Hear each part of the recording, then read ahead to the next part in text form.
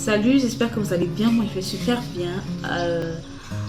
Aujourd'hui, on va parler d'une infection sexuellement transmissible silencieuse qui pourrait entraîner la stérilité. Donc, pour les femmes en quête de bébé, les femmes qui sont à la recherche de bébé, je vous invite à écouter cette vidéo jusqu'à la fin car cela vous concerne. Avant toute chose, j'aimerais souhaiter la bienvenue à tous les nouveaux abonnés. Et une fois de plus, je me présente, je suis Letty Déby et je suis sage-femme. Alors, on va parler ici de la chlamydia. Je sais que vous en avez déjà entendu parler. Vous en avez entendu parler. L'examen de la chlamydia s'effectue lors des examens préconceptionnels, lorsqu'on veut déjà concevoir. Il y a des examens qu'on effectue, parmi lesquels la chlamydia. Lors des examens prénuptiaux, avant le mariage. On l'effectue également lors des examens prénataux, pendant que nous sommes enceintes. Donc cet examen, on l'effectue à tous les niveaux. Alors, c'est une infection asymptomatique. En d'autres termes, la personne infectée ne présente aucun symptôme. Donc, vous pouvez vivre avec cette infection pendant des années. Par contre, c'est en train de causer des dégâts dans votre organisme qui auront des répercussions vraiment très graves. C'est une infection qui touche tant les femmes que les hommes.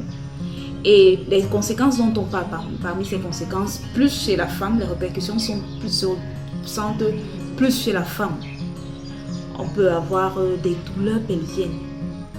Pour rien comme ça, c'est pas votre période féconde ou alors c'est pas la période des menstrues, vous avez des douleurs au niveau du pelvis. Ça peut entraîner la stérilité comme on l'a dit au début. Ça peut également entraîner, au cas où vous réussissez à concevoir, des grossesses extra-utérines. Donc ce n'est pas une infection à négliger. Pas du tout. Alors de manière simple, on va expliquer comment ça se passe, le processus. Déjà, la bactérie vient, lorsque vous contractez cette bactérie, ça vient se loger au niveau du col de l'utérus. Ça va coloniser le col de l'utérus. Et au fur et à mesure, ça va grimper jusqu'au niveau des trompes de Fallope. Rappelons les trompes de Fallope relient l'utérus à l'ovaire. Donc, au niveau des trompes de Fallope, ça va créer une réaction inflammatoire. Et maintenant, vu la finesse de cette trompe, vu la petitesse de cette trompe, cette réaction va boucher la trompe.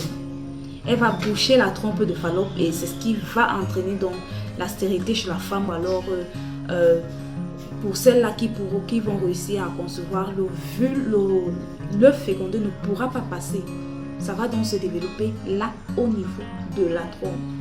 C'est pour ça qu'on va parler de grossesse extra-utérine. Donc de deux choses l'une, soit vous n'allez pas concevoir parce que la trompe est complètement bouchée, soit vous allez pouvoir concevoir, donc le spermatozoïde va réussir à passer, mais l'œuf fécondé ne pourra pas retourner vers l'utérus parce que la trompe sera déjà bouchée.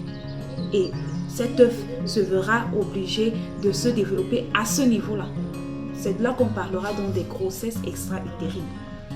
Et ces grossesses extra-utérines, il n'y a pas deux solutions, c'est le bloc opératoire, l'opération chirurgicale. Des fois, si c'est grave, il y a ablation de la trompe. Donc vous voyez ce qu'une infection peut faire, juste le simple fait qu'on ne s'est pas protégé lors des rapports sexuels. Vous voyez où ça peut nous entraîner. Maintenant, il y a le cas de figure où vous avez réussi à tomber enceinte, vous n'avez pas eu de grossesse extra-utérine, mais c'est lors de la grossesse qu'on diagnostique, vous êtes diagnostiqué chlamydia plus. Ça aura des répercussions sur le fœtus, beaucoup plus sur le fœtus, des répercussions graves. On en parlera très prochainement d'ailleurs. Comment est-ce qu'on contracte cette infection? Tel qu'on l'a dit, c'est une infection sexuellement transmissible, on est d'accord. Ce qui signifie qu'on la contracte par les rapports sexuels non protégés.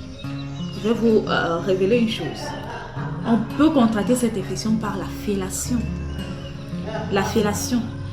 Donc, si vous faites la fellation à une personne infectée, la bactérie va venir se loger au niveau de la gorge. À ce niveau, ça ne va pas entraîner la stérilité vu que ce sera logé au niveau de la gorge. Mais l'inconvénient sera que vous pourrez transmettre cela à une autre personne. Si vous êtes une habituée des fellations, vous avez effectué la fellation chez Pierre vous avez contracté le virus, c'est venu se loger au niveau de la gorge.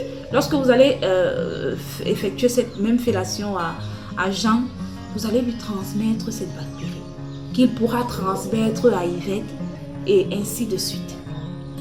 Donc, au travers des rapports sexuels anal, vaginal, oral, on peut contracter la bactérie du chlamydia. Donc, je vous invite à vous protéger lors des rapports sexuels pour éviter cela. Ou alors, c'est très simple, on effectue, lorsqu'on a un partenaire, on effectue nos bilans avant d'entretenir les rapports. Au moins, là, nous sommes certains que nous deux, nous ne sommes pas porteurs de cette bactérie. Ce qui veut dire que pour celle-là qui est à la recherche ou à la quête du bébé, elle peut rechercher son enfant tranquillement si elle a été dépistée séronégative à la chlamydia. Il n'y a qu'un seul moyen de savoir que nous avons cette IST, c'est d'effectuer un test, un frottis sanguin, tout simplement.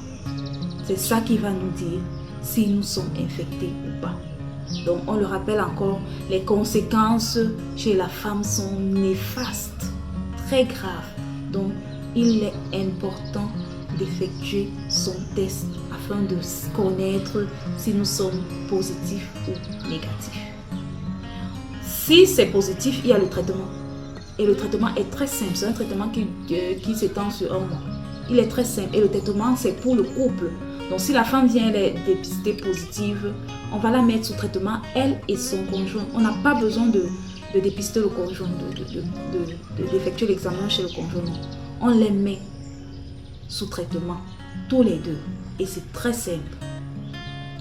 Alors, une fois de plus, je vous dis merci pour votre aimable attention. J'espère que j'ai été assez explicite dans les explications. Comme je le dis souvent, si vous avez une préoccupation, n'hésitez pas à les placer en commentaire ou alors vous pouvez nous contacter via WhatsApp. Merci encore pour votre aimable attention. Si vous avez des sujets ou alors des commentaires, des préoccupations, on est là, on est tout tué, on est à l'écoute. On se dit à très bientôt. Merci.